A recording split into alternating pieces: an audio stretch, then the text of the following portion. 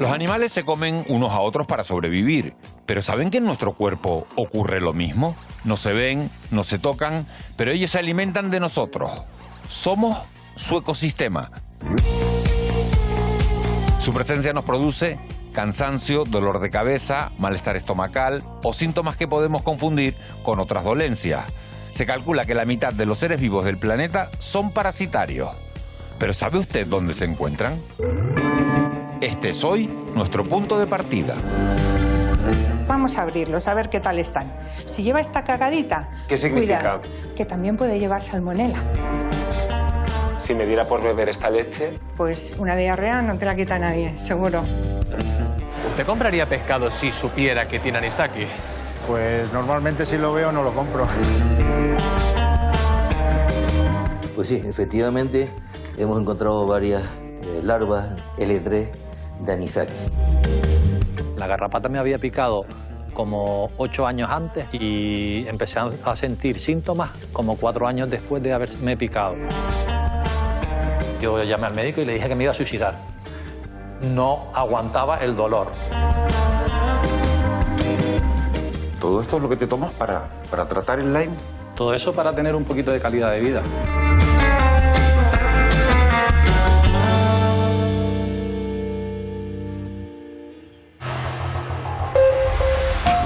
Dentro de cada uno de nosotros hay una enorme maquinaria de formas de vida. Algunas de esas criaturas se esconden dentro de nuestros intestinos. Hay colonias de hongos en nuestros pies, tribus de seres pueden habitar nuestro cabello, ácaros diminutos se refugian en nuestra cara y portamos dentro de nosotros más bacterias que estrellas hay en la Vía Láctea.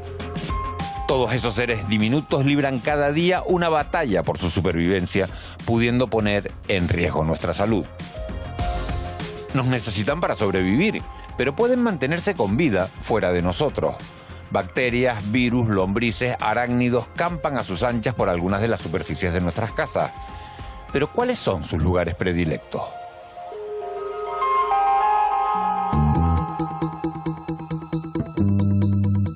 Tres superinvestigadores de parásitos nos van a ayudar a monitorizarlo.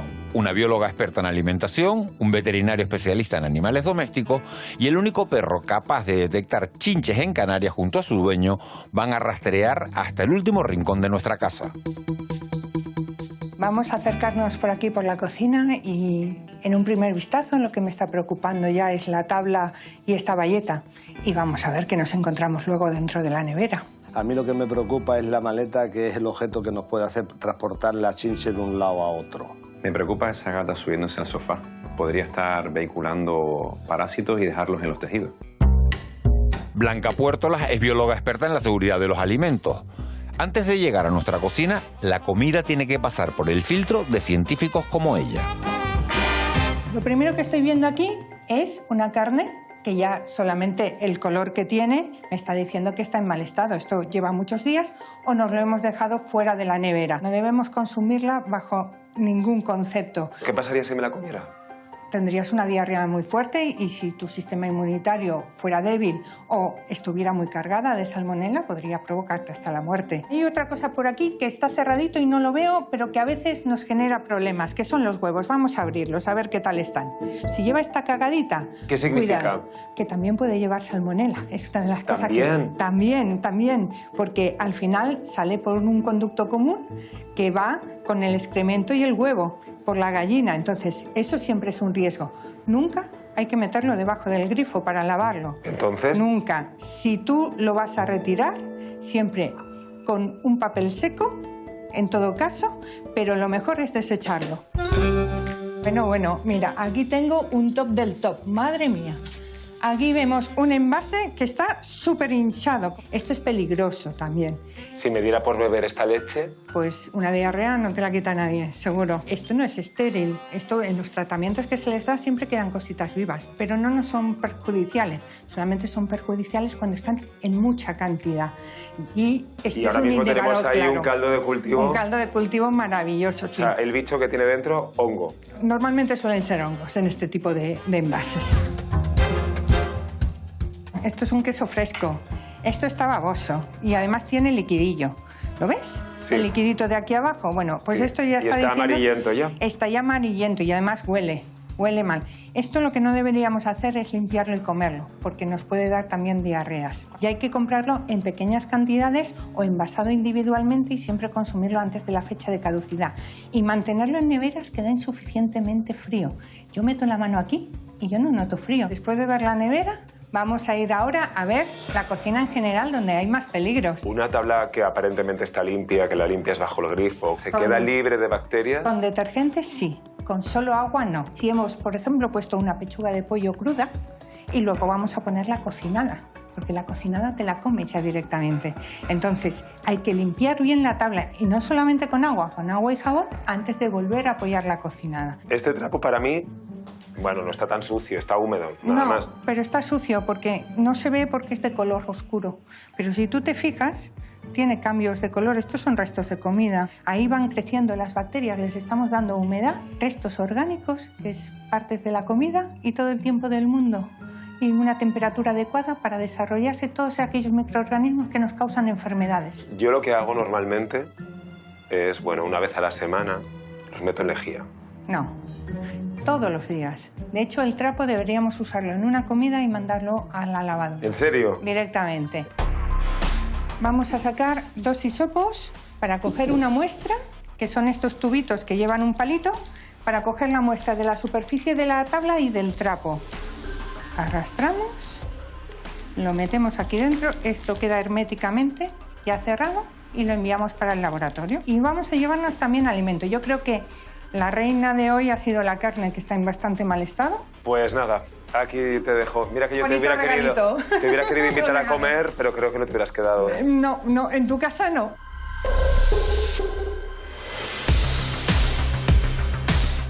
Enviamos estas 3 muestras, la bayeta, la tabla de cortar y la carne, a un laboratorio capaz de analizar todo tipo de parásitos que se encuentra en Tenerife. ¿Cuál será el resultado? El parásito puede entrar en nuestro cuerpo a través del agua no tratada, por picaduras, por comida contaminada o por contacto con un animal contagiado. Les ponemos nombre y cara. Nos repugnan. Y lo peor de todo es que siempre están al acecho. ¿Usted compraría pescado si supiera que tiene anisakis? Pues normalmente si lo veo no lo compro. Cuando me corta una merluza o lo que sé yo, ya la lombriz esa que sale por ahí, no lo quiero. Y en el caso de que llegue a casa, lo abra y tenga, a partir de ahí, ¿qué podemos hacer? Yo lo tiro a la basura, seguro, seguro. Vamos. Pero, no sé, como dicen que se puede congelar, pero vamos, a mí si ya me lo dicen, ya no me lo llevo. Se lleva bastante pescado hoy de aquí. ¿Qué es lo que ha comprado exactamente? Pues he comprado pescadillas, huevos de merluza, sardinas y caballa. Aprovechar un poquito para ver cómo está la cosa. Pues mucho pescado, pero no sé si sabe que el pescado puede contener anisakis, que es un parásito que es peligroso. No, no lo sé. No pasa nada. Si le parece lo que vamos a hacer, vamos a llamar a un experto que nos explique un poco qué es el anisakis. Vamos a ver cómo están esos pescados y en el caso de que hubiera, explicamos cómo cocinarlos y cómo tratarlos para que no supongan ningún problema. ¿Le parece bien? Muy bien, estupendo. Muchísimas gracias. Vámonos entonces.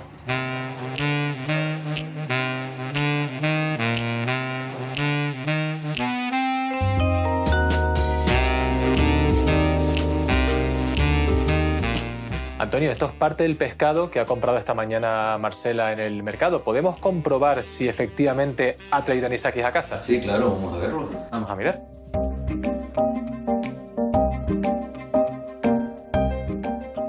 Pues sí, efectivamente hemos encontrado varias larvas L3 de anisakis. ¿Y ahora cómo cocino yo este pescado para la familia? El pescado con anisakis no es peligroso si se cocina.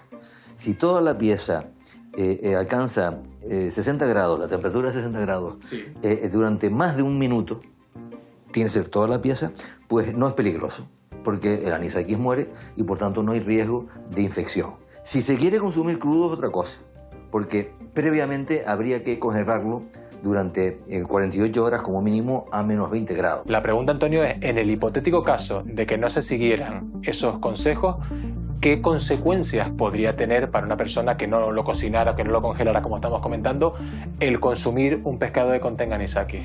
Por ejemplo, siempre se forman granulomas y dependiendo del número de granulomas que se formen, puede ocurrir incluso una obstrucción intestinal grave que tiene que obligar a la intervención quirúrgica para quitar esa obstrucción, ¿no? En otros casos hay reacciones alérgicas también importantes y va a provocar que el individuo infectado se sensibilice para que en próximos contactos con el parásito pueda tener lo que se llama la anisakidosis gastroalérgica, que también puede ser grave, con incluso llegar a un choque anafiláctico. Si el anisakis es un grave problema para nuestro intestino, los piojos son el terror de nuestras cabezas. Se estima que 4 de cada 10 hogares con niños lo sufren. Se alimentan de nuestra sangre varias veces al día, produciendo una desagradable picazón. ¿Por qué no existe manera de erradicarlos? Vamos a hacer una consulta, ¿vale? Para que te vean el pelito. ¿Qué te parece? Hola. Hola. Te veo que estás aquí en este centro. ¿Qué pasa, que tienes noticias de los piojos? Pues sí, hemos recibido un email del cole. Siempre a principios de septiembre recibimos un email que nos informa de que puede haber contagios de piojos. Hemos pedido cita para una primera consulta. O sea, que esto es habitual, que recibáis Sí, ese la mail. verdad que sí, cada septiembre no sé cómo se explica, pero siempre tenemos piojos. Pues vamos a ver por qué. Vale, vamos, Lili, vamos a entrar. ¿A mí? Sí, solo vamos a mirar en la cabecita nada más, a ver si tienes algunos piojitos. Hola, buenas tardes, ¿qué tal? Bien, teníamos cita para sí, una muy revisión. bien, muy bien, muy bien. Hola. ¿Qué tal? ¿Por qué cada mes de septiembre los papás volvemos a ver a los piojos en nuestras vidas? Lo que pasa es que cuando llega el mes de septiembre y empieza el cole, pues empezamos a estar más pendientes porque nos llegan las circulares del cole diciendo hay piojos, revisen las cabezas. En verano estamos más relajados, no estamos tan pendientes de los niños y están en su historia. No, en verano es cuando más piojos hay. Antes eran estacionales y ahora los tenemos durante todo el año. ¿Y por qué con tantos avances que hay no se erradican? Pues no se erradican precisamente porque no hacemos prevención. Pues es que no estamos pendientes, sino cuando tenemos el problema ya encima. A ver, cada año salen nuevas cepas más resistentes a cualquier producto químico. Salen más fuertes, y ya no los mata nada. Solamente extraerlos de manera mecánica de la cabeza y dejarlos sin comer. ¿Soléis encontrar muchos? Muchísimo. Pues mira, si quieres te enseño esto de ahora mismo. ¿Mira, Priscila? Mira. Mira lo que son los piojos. Este es de algo que acabáis de hacer. Ahora mismo, uno pequeñito nada más. Piojo, bájate de ahí. Monse, ¿y cómo es el tratamiento? ¿Qué es lo que hay que hacer? Bueno, pues lo primero que hacemos cuando llega el cliente pues es hacer un diagnóstico y empezamos con la aspiración. Aspiramos todo el insecto con la... ¿Qué es lo que está haciendo para sacar el bichito? Lo que está haciendo Elisa ahora es sacar todo el insecto adulto y el insecto bebé, que es la ninfa. ¿Y el segundo paso, Monse, cuál es? Bueno, el segundo paso del tratamiento es el que le está haciendo ahora Madairi a esta clienta que tenemos aquí también, que es el calor, que consiste en deshidratar todo lo que es la liendre para poderla sacar con las liendreras, después que sea mucho más fácil. El calor es lo más importante, porque lo más importante de la pediculosis no es el piojo, sino la liendre. Lo difícil es la liendre. Monse, en todo este proceso no veo químicos, no hay nada de químicos. No, nosotros no trabajamos con ningún producto químico, no hace falta, porque el piojo, como te dije antes, no lo mata nada. O sea, se aspira, se deshidrata y se pasa a la liendrera. Y después revisamos con lupa, el último paso, revisamos mechón a mechón con lupa, que no quede ningún residuo de la deshidratación. ¿Funcionan los repelentes de los piojos? El piojo no tiene olfato, no tiene desarrollado el olfato, por lo tanto, no es un mosquito que le pones una cosa y se va. El piojo no huele. Por lo tanto, no existen repelentes, existen productos preventivos que le hacen daño a la salud del piojo. Priscila, ¿te quedas más tranquila con lo que te ha comentado Monse? Sí. ¿Y ahora cómo procedo en casa? Bueno, lo más importante ahora es que te quedes tranquila. Ya sabes que el piojo no transmite ninguna enfermedad ni nada. La niña no tiene piojo, la niña está perfecta y todo. Llevar los productos preventivos, lavarle la cabecita con el champú y la crema suavizante, como tú se la laves habitualmente, que son productos preventivos. Al igual que los piojos, las chinches también se alimentan de la sangre humana.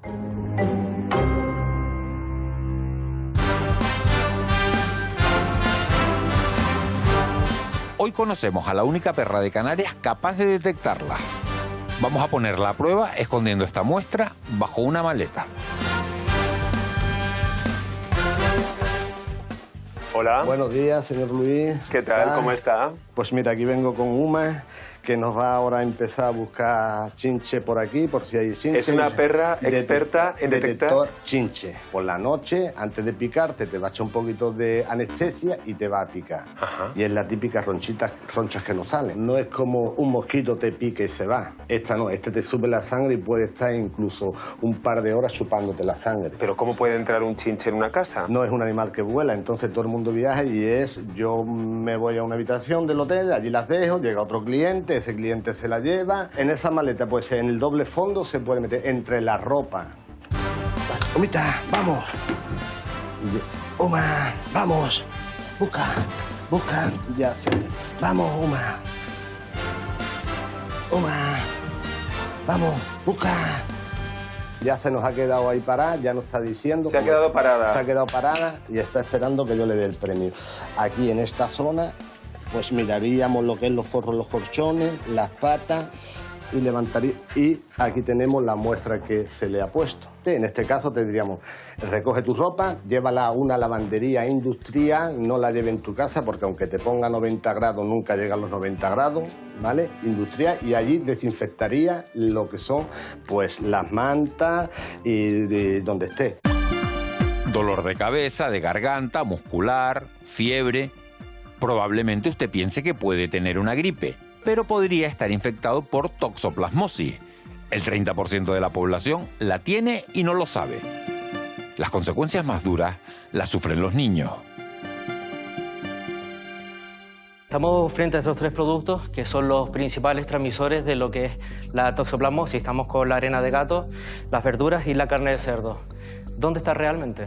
Bueno, el Toxoplasma gondii es un parásito que está muy distribuido desde el punto de vista mundial. De hecho, hay estudios que parecen demostrar que hasta el 30% de la población ha estado contaminado en algún momento.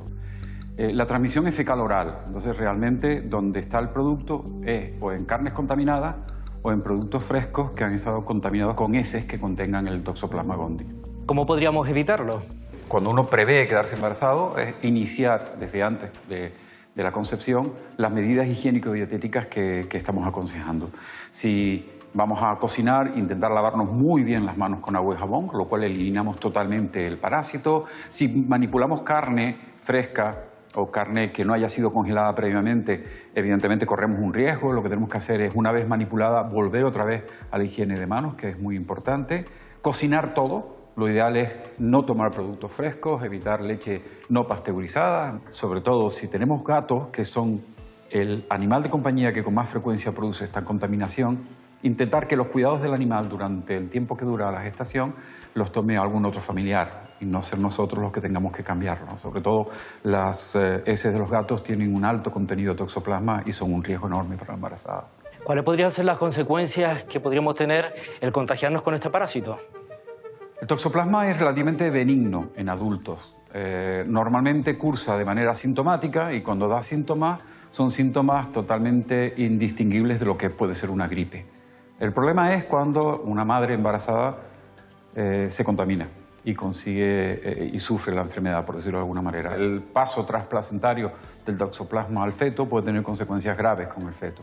Estas consecuencias dependen sobre todo de la edad del embarazo, o sea, las semanas de gestación que tiene la madre, pero pueden ir desde un aborto hasta crecimientos intrauterinos retardados, anomalías de tipo del sistema nervioso, hepático, adenopatía, muchísimas consecuencias, ¿no? Recuerden esos tres elementos que hemos recogido en la casa: la bayeta viscosa, la tabla de cortar y la carne que llevaba varios días en la nevera. Conocemos los resultados que ha arrojado su análisis. La tabla de corte teníamos 2 hisopos, se había dividido en 2. Uno de ellos nos ha dado perfecto, no ha habido crecimiento de ningún tipo de bacteria, y en el otro hemos encontrado tanto aerobios mesófilos como enterobacterias. Después, la bayeta, hemos detectado un positivo en Listeria monocitógenes, lo cual ya es un poco más grave. Y por último, la carne picada, tenemos niveles altos de aerobios mesófilos y también recuentos elevados de E. coli. ¿Y es habitual encontrar todos estos parásitos en elementos que tenemos normalmente en casa? Desgraciadamente sí. Bueno saberlo. Pues si te parece, le voy a llevar los resultados a Blanca para que nos comente un poquito todo lo que se ha descubierto, ¿de acuerdo? Muy bien, gracias. La otra.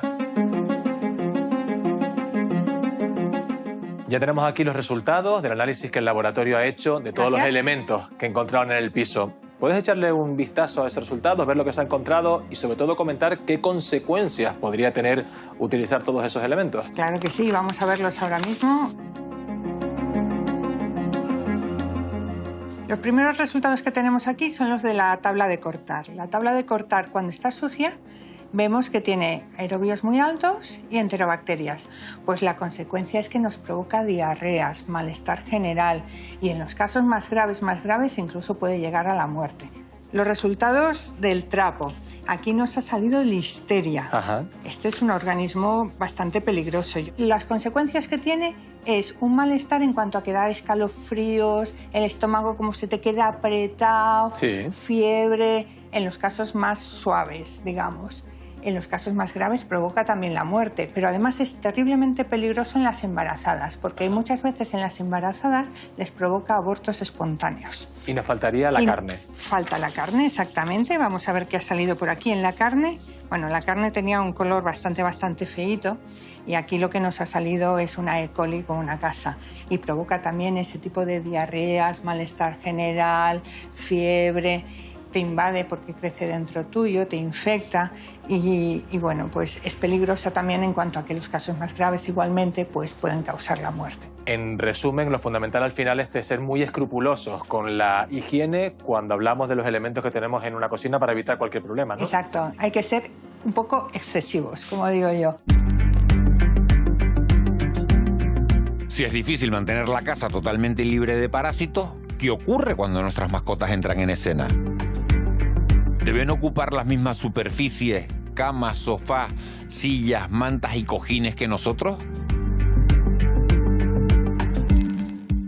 Ahí.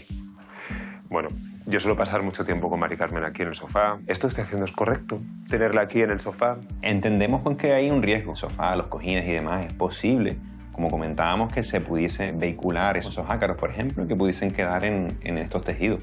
Claro. Entonces, parásitos que puede tener un gato y un perro, las mascotas que solemos tener en casa. Podríamos tener nematodos, podríamos tener cestodos. De los nematodos son gusanos redondos, como el famoso gusano del corazón, la filaria. Pero podría llegar un nematodo de estos, una de esas larvas, a anidar en mi corazón. Eso en mis no, intestinos. es distinto. La patología es muy distinta, Luis. Ahí puedes estar tranquilo. No, estamos hablando de que esas larvas que están en sus huevos podrían quedarse albergadas en nuestra piel y causar distintas patologías. El besar a un animal es recomendable.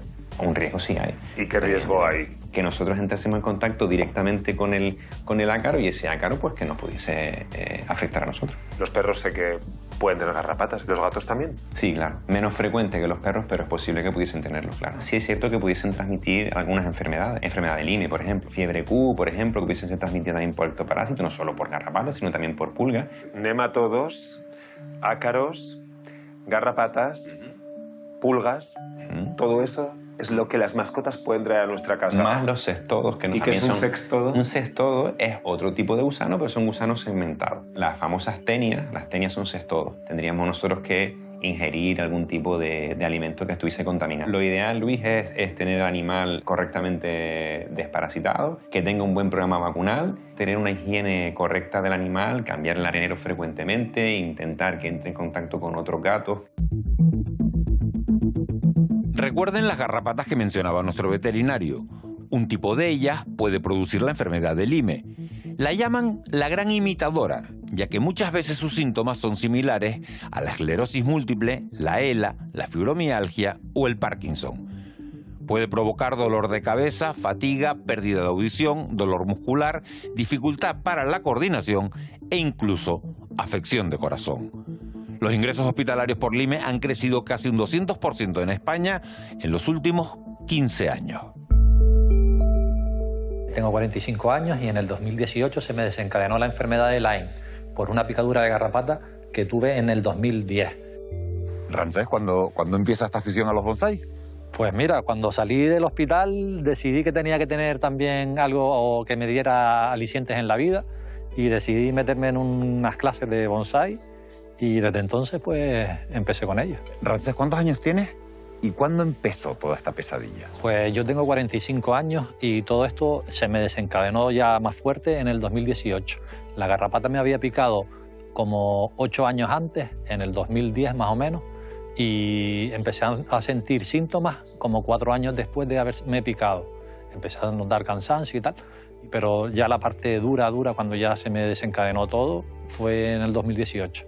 Sabías que te estabas poniendo malo, pero nadie decía, yo no hubiera dicho nunca que hubiera sido por la picadura de la garrapata, porque no tuve ningún síntoma de nada en el inicio. Me puse tan malo que al final tuve que ir al hospital. En el hospital me hicieron unas pruebas serológicas y en un test que se llama ELISA me salió positivo de la borrelia, que es la bacteria que te causa la enfermedad. Y se inicia un peregrinaje por los médicos. ¿Cómo es ese peregrinar por los especialistas? Claro, porque en un principio sí que vieron que tenía la bacteria y me trataron, me dieron doxiciclina durante un mes. Pero ellos saben tratar la fase aguda, la fase crónica, que era en el momento en el que yo estaba, no la tienen muy estudiada. Una vez dado el tratamiento mejoré, pero después al mes empecé a peor. Me hicieron pruebas de todo tipo, me puse a hacer deporte porque me decían que era estrés. Vaya historia, ¿no? Pues sí, la verdad que se cuenta muy rápido, pero otra cosa es vivirlo. Y todavía tengo un montón de síntomas que me hacen que, por ejemplo, que esté cansado y que necesite sentarme cada poquito. Si te parece bien, vamos al salón y nos sentamos un poquito. Sin problema, seguimos hablando ahí.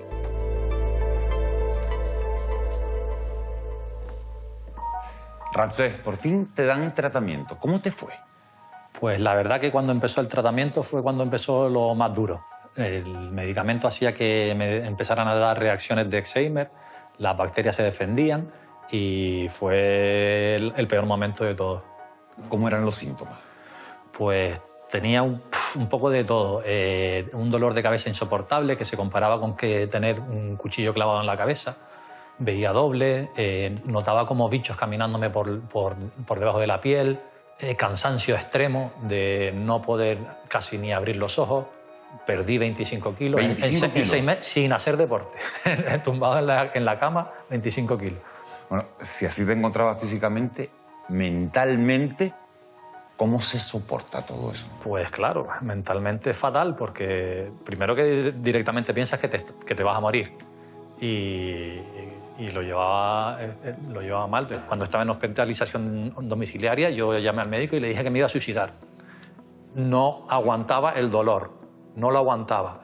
El dolor que se me transformaba en sufrimiento, o sea, no lo aguantaba, era insoportable. ¿Y ahora cómo te encuentras? Pues ahora tengo días peores, días mejores, estoy malo, tengo un montón de síntomas todavía, pero convivo y trato de vivir lo mejor posible. Claro, y entiendo que para paliar toda esa serie de dolores hacen falta medicamentos. Pues sí. Pues yo tengo que tomar un montón de medicamentos para intentar que la infección no se me expanda mucho por el cuerpo. ¿Y cuánto te gastas en medicamentos y quién los paga? Pues pagarlos los pago yo. ¿Pagarlos los pagas tú? No tengo ayuda de la Seguridad Social en este sentido. Son tratamientos que son un poco alternativos, no están dentro del sistema y los tengo que pagar yo. Y en el Lyme te puedes gastar hasta todo lo que tengas. O sea, no hay límite de gasto. ¿Actualmente cuánto te gastas tú al mes? ¿Lo tienes cuantificado? ¿Cuánto te gastas al mes? Yo me puedo gastar entre 500 y 600 euros. ¿Todos los meses? Todos los meses, pero porque eso es el máximo que yo he establecido, pero por poderme me podría gastar. ¿Y podemos ver esos medicamentos? Claro, vamos.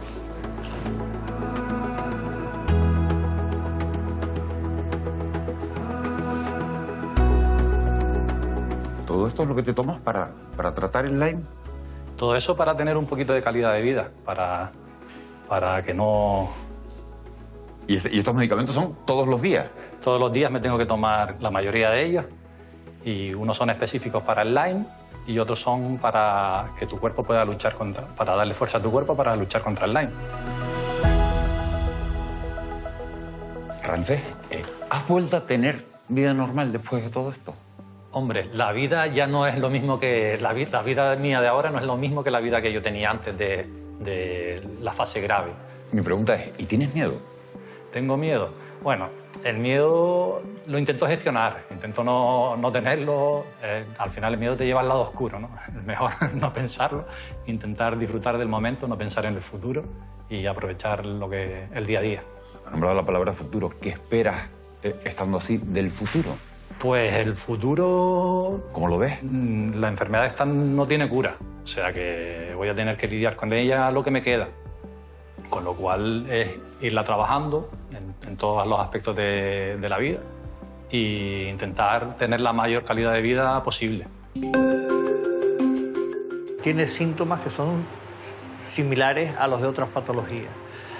Y por otra parte, el diagnóstico de laboratorio, sobre todo el diagnóstico inmunológico, hay veces que en las primeras semanas pues tarda en presentar anticuerpos suficientes para el diagnóstico. Y el diagnóstico molecular, el diagnóstico por PCR, que se ha puesto tan de moda con la COVID, pues tiene que ser en un periodo en el que la bacteria esté circulando en el organismo. El paciente le tiene que indicar al médico dónde ha estado, si ha sido picado por garrapatas.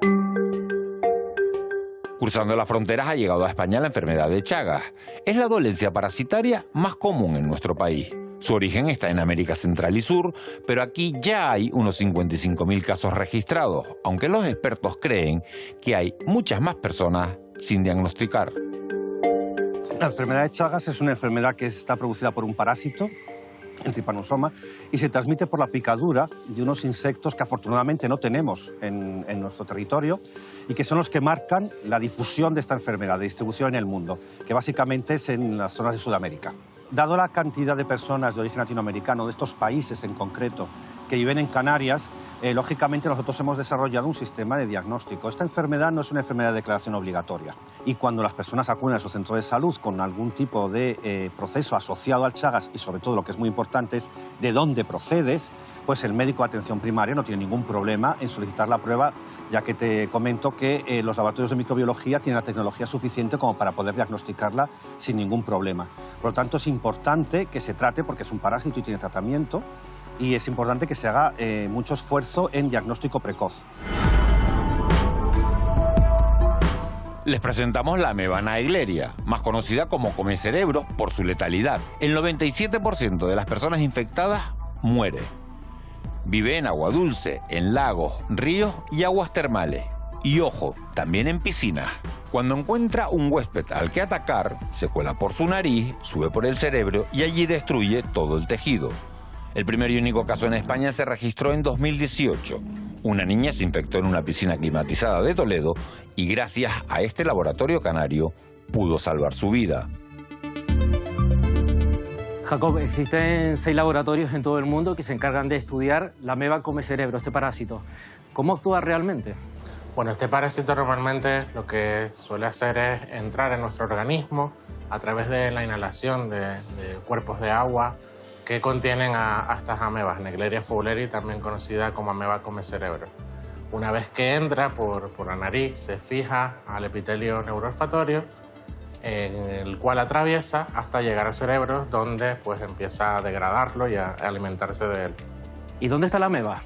Pues este tipo de amebas se suelen encontrar sobre todo en cuerpos de agua templados, que según el CDC de Atlanta son aquellos cuerpos de agua que tienen temperaturas superiores a 30 grados, como lagos, lagunas, piscinas, parques recreativos, aguas de balnearios, etc.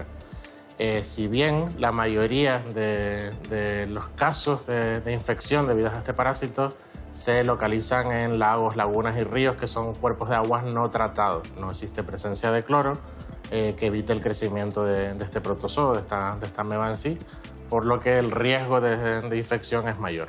¿Cuáles son los síntomas que podríamos detectar? Los síntomas iniciales suelen ser compatibles con cualquier tipo de encefalitis, es decir, pues rigidez de cuello, dolor de cabeza intenso, y ya cuando la enfermedad progresa un poco más, pues como hay más lesiones en el cerebro, pues el paciente suele tener alucinaciones, letargia y luego pues finalmente entrar en coma y terminar con la muerte del paciente. En el año 2018 una niña de Toledo se infectó con este parásito, la ameba comecerebro. ¿Cómo consiguieron salvarle la vida? En este caso pues hubo una alerta en el Carlos III de Madrid donde se nos indicaba que había una niña con síntomas compatibles de encefalitis y había dado negativo a presencia de bacterias. Al ser un diagnóstico rápido, en menos de 24 horas, pues conseguimos realizar una pauta de tratamiento y la niña, pues en este caso, salvó la vida con prácticamente pocas secuelas.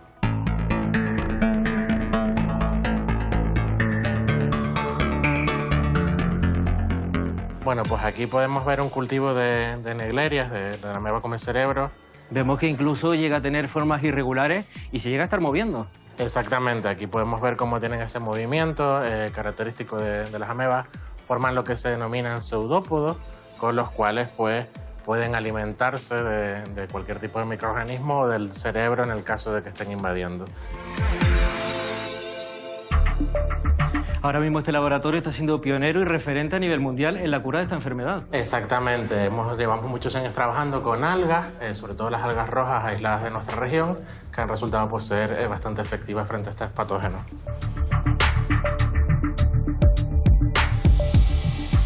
Aquí tendríamos lo que sería el extracto del alga roja con la que hemos estado trabajando. Partimos de lo que es el extracto crudo, que denominamos así, que es simplemente el alga procesada, escachada. Y luego tenemos que hacer una serie de purificaciones. En este caso pues han tardado prácticamente 1 año y medio hasta que ya llegamos con el producto final, que es el último bote que puedes ver aquí.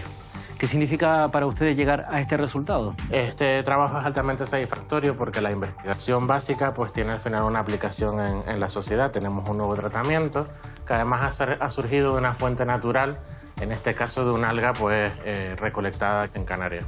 ¿Cuándo podríamos ya verlo en el mercado? Pues esperemos que sea lo antes posible. Ya hemos pasado la solicitud de patente y ahora hay que hacer una serie de ensayos que requieren pues, una alta inversión, de tal forma que demostremos que este producto se puede sacar al mercado y elaborar diferentes formas farmacéuticas que permitan pues, su administración. Mientras se empieza a comercializar el antídoto contra la ameba come cerebros, nos preguntamos cómo funcionan los parásitos dentro de nuestro aparato digestivo. Buenos días, María del Mar, Tavío. ¿Cuáles son los parásitos más comunes en nuestro aparato digestivo? Bueno, ponte en posición y así vemos cómo estarían en el interior de nuestro aparato digestivo. Me coloco así. Dentro de los más comunes, Giardia lamblia. Giardia lamblia es lo que conocemos como un parásito unicelular. Estamos dentro del intestino y estamos viendo esa Giardia. Sí. Tiene una forma como de pera, ¿no? Parece que tiene unos ojos grandes. Sí. Eso que parecen unos ojos son 2 núcleos. Tiene otras peculiaridades. Por ejemplo, tiene unas especies de ventosa que permiten que ese parásito, que es una única célula, se adhiera perfectamente a la mucosa intestinal. Cryptosporidium. Este es otro bicho que estoy viendo aquí dentro del intestino, que tiene aparentemente forma como de tortuga. La forma infectiva, ¿cuál es? El quiste.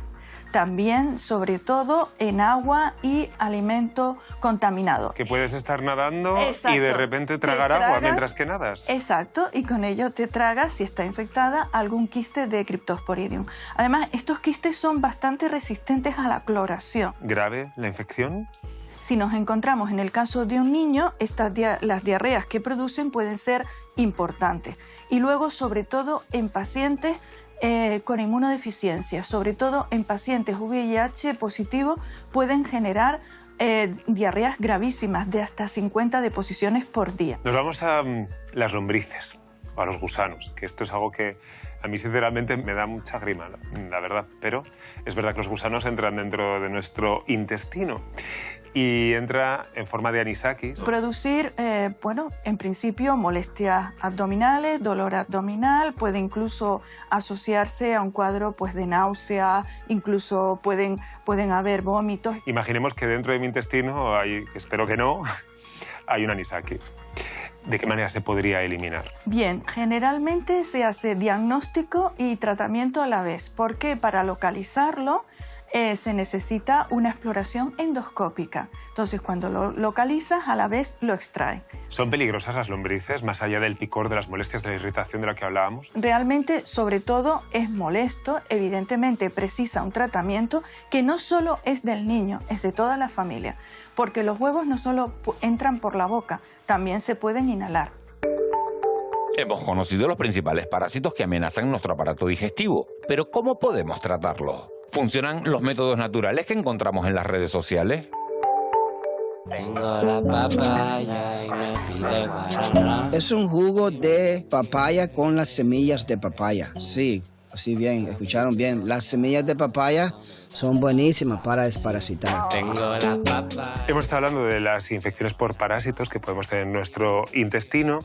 Y aquí nos hemos juntado con algunos de los productos que tienen fama de ser antiparasitarios, pero ingerirlos implica que nos podamos desparasitar. Hay, por ejemplo, estudios que indican que el jengibre tiene propiedades frente a las larvas de algunos parásitos, nematodos. Gusanos.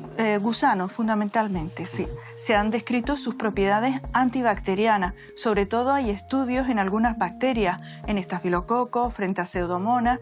Y María del Mar, hemos detectado últimamente en redes sociales que están proliferando las recetas caseras que bueno, sirven para hacer zumos detox que nos podrían ayudar, según dicen, a eliminar algunos parásitos en nuestro organismo y bacterias que hayamos podido ingerir, ¿no? Por ejemplo, el zumo de papaya con sus pepitas. Tengo la papaya y me pide guaraná.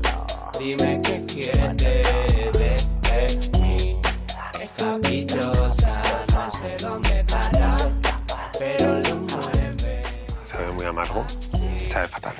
Es el remedio natural que podemos encontrar por redes sociales, el zumo de papaya con sus pipas. ¿Tú me lo recomendarías? No, lo adecuado es que, primero, se confirme la parasitosis por un diagnóstico microbiológico, y a continuación el tratamiento que conocemos que funciona, porque de esto tenemos solo pues, algunos indicios. No todos los parásitos son perjudiciales para la salud. Esa es la hipótesis que mantienen algunos científicos que incluso creen que pueden ser curativos. Pero ¿y usted? ¿Estaría dispuesto a dejarse infectar por un parásito para mejorar una enfermedad como la celiaquía? El sistema inmune del organismo reacciona frente al parásito y a lo mejor esa reacción es lo que necesita ese paciente para resolver el problema. Esa es la filosofía de este tratamiento.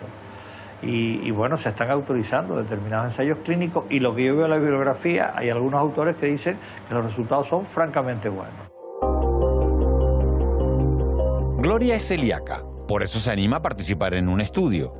Le colocan en el brazo una gasa con 20 larvas que penetran a través de su piel a su torrente sanguíneo, luego a los pulmones, después toserá y así alcanzarán su aparato digestivo. Allí tendrán vía libre para madurar como un gusano gancho.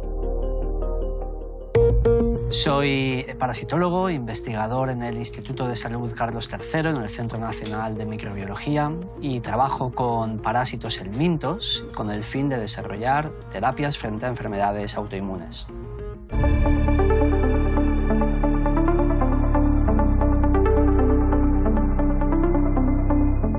Suena un poco a ciencia ficción todo el proceso, pero ¿cómo actúa y cómo funciona un gusano gancho? ¿Qué es esto?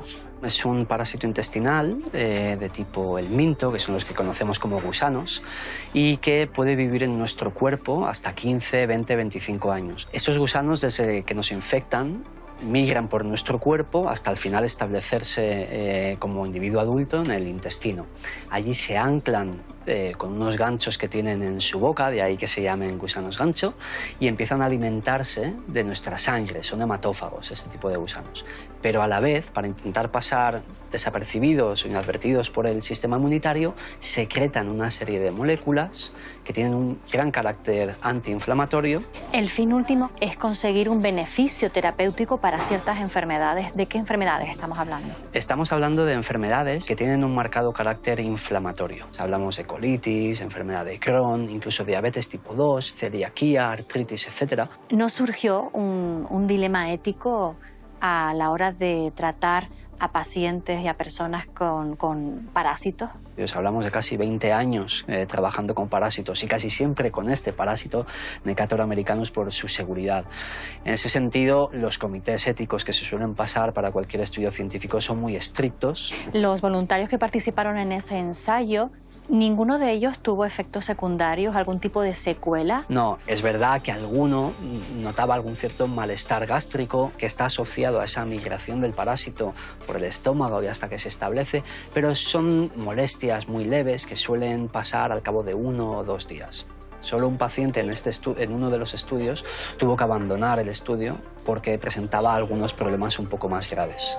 Pero también había voluntarios donantes de larvas. Quiero recordar que este parásito no lo podemos mantener en un modelo animal, con lo cual si queremos tener acceso a larvas y acceso a muestras, necesitamos voluntarios que nos sirven como granjas de parásitos y que nos van a aportar muestras en cuanto las necesitemos. Ahora, Javier, estás investigando en España, aquí en el Centro Nacional de Microbiología.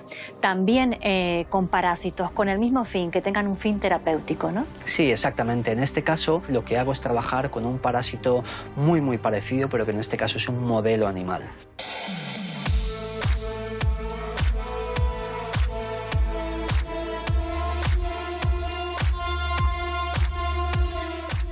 Pues aquí es donde cultivamos los parásitos, infectamos unos ratones, al cabo de 7 días más o menos, obtenemos estos parásitos adultos del intestino de los ratones, los lavamos bien, los limpiamos bien y ya podemos cultivarlos. A partir de aquí recogemos todo el medio de cultivo que han ido secretando y produciendo esos parásitos. Yo creo que en unos 5 o 6 años estaremos en capacidad de trasladar esto a ensayos en humanos.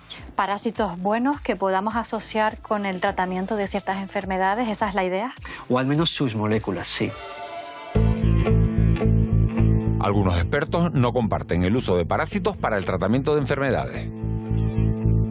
Estas larvas de Necator americanos está descrito que cuando llegan por su efecto a nivel de los pulmones, antes de llegar al intestino, producen neumonitis, inflamación pulmonar, pero ya en el intestino Necator americanos causa daño porque necesita alimentarse y para ello pues se engancha la mucosa intestinal con unas placas cortantes que su objetivo es extraer sangre para alimentarse. De hecho, la presencia de estos gusanos produce anemia.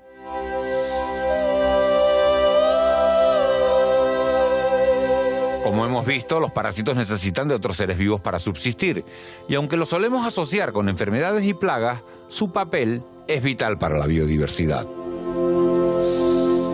Es una de las paradojas de la vida. No es posible pensar en un mundo en que podamos eliminar absolutamente los parásitos. Forman parte de la biodiversidad, como tampoco podemos concebir un mundo, porque sería imposible, un mundo sin bacterias, sin virus. Es decir, forman parte del conjunto de esa biodiversidad. El ciclo de la vida está compuesto por todos los seres vivos que hay en la Tierra, por lo tanto los parásitos forman parte de ellos. Y si eliminamos unos, aparecerán otros en su lugar, porque al final los nichos ecológicos se van cubriendo siempre con nuevas especies gracias a la evolución.